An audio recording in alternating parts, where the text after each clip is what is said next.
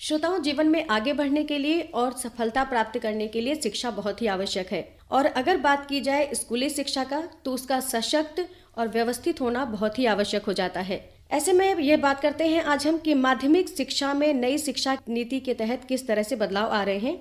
इस विषय पर बातचीत करने के लिए आज हमने अपने स्टूडियो में आमंत्रित किया है श्री राजेंद्र कुमार पांडे जी को, जो कि जिला विद्यालय निरीक्षक अयोध्या हैं। बहुत बहुत स्वागत है सर आपका स्टूडियो में। सबसे पहले हम ये जानना चाहेंगे कि राष्ट्रीय शिक्षा नीति के परिप्रेक्ष्य में माध्यमिक शिक्षा क्या है। ये जो हमारी राष्ट्रीय शिक्षा नीति है 2020 जी, इसके पहले 1986 में एक शिक्षा नीति आई थी राष्ट्रीय। तो जो राष्ट्र के संदर्भ में जो हमारी शिक्षा नीति है, ये बीच बीच में पार्लियामेंट और गवर्नमेंट इसको रिवाइज करती रहती हैं। इधर कई लोगों की एक भ्रम है कि ये नई शिक्षा नीति है, ये न्यू एजुकेशन पॉलिसी नहीं है, ये नेशनल एजुकेशन पॉलिसी ऑफ 2020 की है। 2020 में एक राष्ट्रीय शिक्षा नीति आई है। तो इसमें जो हमारे बचपन से लेकर के 3 साल के बच्चे से लेकर के लास्ट तक की शिक्षा के बारे में, जो हमारी शुरुआती शिक्षा है, जो हमारी माध्यमिक शिक्षा है जी, जो हमारी हायर एजुकेशन है, जो हमारे रिसर्च सेंटर्स है, सब के बारे में पार्लियामेंट ने एक संकल्प पारित किया है, जिसको भारत सरकार सहित स्टेट की गवर्नमेंट लागू करने जा रही हैं। और आपको हम ये बता दें कि ये 2025 सामान्य तौर पे एक रेखा निर्धारित की गई है भारत सरकार द्वारा जी, कि 2025 तक हम जो संकल्प हमारा जो राष्ट्रीय शिक्षा नीति में किया गया है, जो कस्तूरी रंजन जी की अध्यक्षता में जो नीति बनी है और जिसको पूरा का पूरा पार्लियामेंट ने आत्मसात कर लिया है, वो हमारा 2025 तक लगभग लागू हो जाए। तो इस दिशा में ढेर सारे काम हो रहे हैं।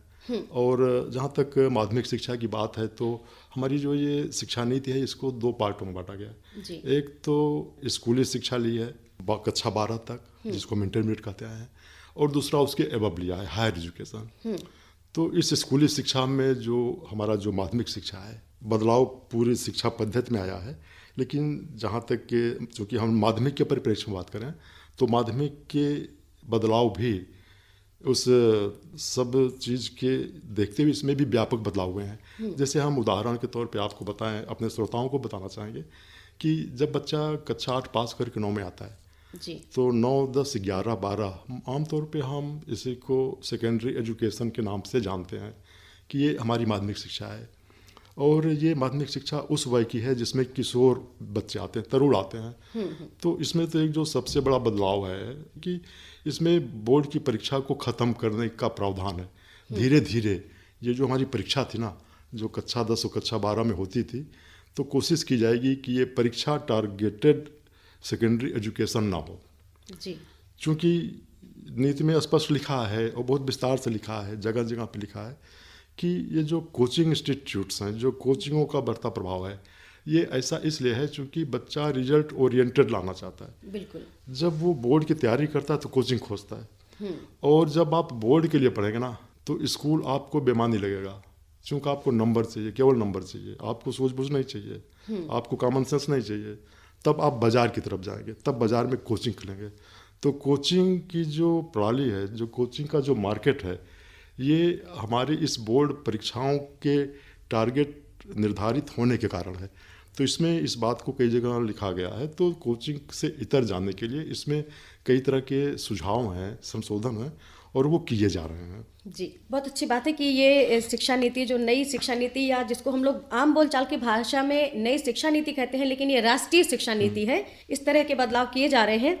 हम शॉर्ट में जानना चाहेंगे, वैसे आपने काफ़ी कुछ विस्तृत रूप में बता दिया है कि ये पुरानी शिक्षा नीति और जो ये हमारी नई शिक्षा नीति है, यानी राष्ट्रीय शिक्षा नीति, जो बदलाव किए गए हैं, ये किस तरह से हमें ज़्यादा लाभ पहुँचाएगी हमारे विद्यार्थियों को। एक तो जो इसमें ग्रेट चेंज है, अभी भी है। अक्सर होता है ना कि हाई स्कूल इंटर में कि आपने साइंस लिया है कि आर्ट्स लिया है, साइंस लिया है तो क्या लिया है, आर्ट्स लिया है तो उसमें क्या क्या विषय लिया है, जी, गणित से है कि बायोलॉजी से है। अब एक बच्चे को ये शिक्षा नीति एक व्यापक क्षितिज प्रदान करेगी। इस शिक्षा नीति आते ही वो स्ट्रीम बदल जाएगी। अब आप ये नहीं होगा कि ये साइंस का है, ये बायोलॉजी का है, ये आर्ट साइड का, ये चीज़ अब ख़त्म हो गई है। अब बच्चे के सामने विषयों का एक विस्तृत क्षेत्र होगा। तो उसमें हिंदी है, अर्थशास्त्र है, फिजिक्स है, केमिस्ट्री है, इकोनॉमिक्स है, संस्कृत है। अब उसमें से बच्चा छांट ले। जी। अब तक क्या था, भौतिकी वाला अर्थशास्त्र नहीं पढ़ सकता था, जी जी, अर्थशास्त्र वाला बायोलॉजी नहीं पढ़ सकता, लेकिन अब बच्चा अपने हिसाब से जो भी 5-6 सब्जेक्ट लेने हैं वो छांट ले। तो ये एक बड़ा परिवर्तन है। एक आर्ट और साइंस जो ग्रुप अलग हो जाता था, हाँ। वो भेद खत्म हो जाएगा, वो भेद खत्म हो जाएगा, बच्चा आर्ट साइड साइंस साइड दोनों एक साथ ले सकता मिक्स है। करके पढ़ सकता है। हाँ। बहुत अच्छी बात है ये। हम बात करेंगे कि एक बच्चा जो माध्यमिक शिक्षा में है वो आगे तैयार हो रहा है अपने व्यावसायिक जीवन के लिए भी और एक अपने कैरियर को बनाने में भी, ये किस तरह से उसको लाभ पहुंचाएगा कि वो अपने कैरियर विकल्प को चुन ले, किस तरफ से उसको जाना है। पहले एक आर्ट का जो स्टूडेंट होता था उसको ये था कि वो अब वो डॉक्टर तो नहीं बन सकता है, या जो एक साइंस का स्टूडेंट है वो अब इंजीनियर बनेगा, डॉक्टर बनेगा, आर्ट्स के सब्जेक्ट्स को नहीं चूज करेगा या उस फील्ड को नहीं चूज करेगा। तो किस तरह से ये भेद खत्म होगा और किस तरह से बच्चे के सामने एक ज़्यादा विकल्प होगा चुनने के लिए? हाँ, अब जैसे देखिए, अब एक बच्चा जैसे अगर हाई स्कूल में है या इंटर में है, वो कभी भी अपने विषयों को बदल भी सकता है। मान लीजिए कक्षा 10 तक उसने फिजिक्स पढ़ा, उसको 11 में लग रहा है कि हम तर्कशास्त्र पढ़ेंगे, 11 में लग रहा है कि हम बायोलॉजी पढ़ेंगे, तो वो उस चीज़ को बदल सकता है।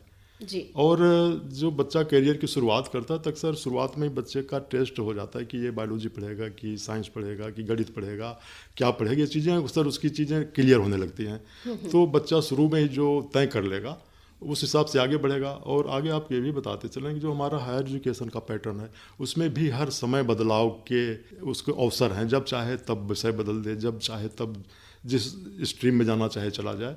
और रोज़गार के लिए कक्षा 10 के बाद जो इस हमारी जो माध्यमिक शिक्षा में जो चल रहा है उसकी योजनाएं भी लगभग काफ़ी हद तक रेडी हैं, गेट टू रेडी हैं, चलने वाली हैं। तो उसमें क्या है कि बच्चे को हाई स्कूल के बाद जिस क्षेत्र में वो जाना चाहता है, जिस हुनर को सीखना चाहता है, उस तरह के हुनर को सीखने के लिए हमारा शिक्षा विभाग उसकी व्यवस्था करेगा। जी। एक बच्चा ऑटोमोबाइल सीखना चाहता है, एक बच्चा IT क्षेत्र में जाना चाहता है, तो उस कक्षा 11-12 में ही वो जब अपने रुचियों को प्रकट करेगा तो स्कूल उसकी व्यवस्था करेगा, उसके लिए उसको पर्याप्त अधिकार रहेंगे कि उन चीज़ों को ला करके वहाँ पे सिखाएगा। जब भी कोई बदलाव किया जाता है तो उसका विरोध भी होता है, लोगों के मन में थोड़ा संशय या भ्रम भी रहता है।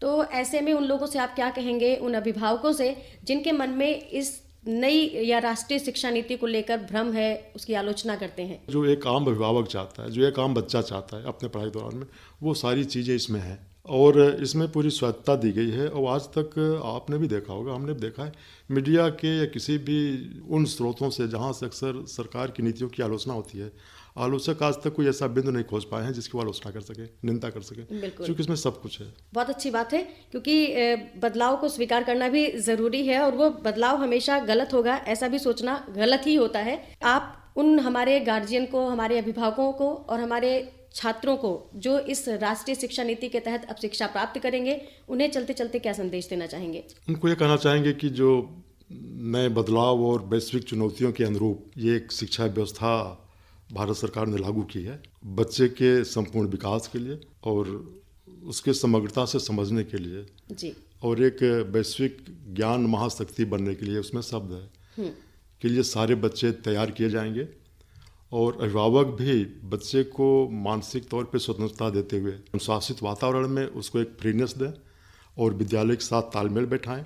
और जो नई शिक्षा नीति है उसमें कुछ चीज़ों को शिथिल किया गया है, ये शिथिलता बच्चे के विकास में सहायक है, उसको वो समझें और बच्चे के लिए जो एक शिथिल और लचीला वातावरण सरकार दे रही है, इसको एक्सेप्ट करें और इसका स्वागत करें और इसमें बच्चे का और राष्ट्र का सबका कल्याण है। श्री राजेंद्र कुमार पांडे जी, आप हमारे स्टूडियो में आए और आपने हमारे सभी श्रोताओं को माध्यमिक शिक्षा में नई या फिर राष्ट्रीय शिक्षा नीति के तहत जो बदलाव आ रहे हैं उस पर इतने विस्तृत रूप में बातचीत की। आपका बहुत बहुत धन्यवाद हमारे पूरे आकाशवाणी परिवार की ओर से।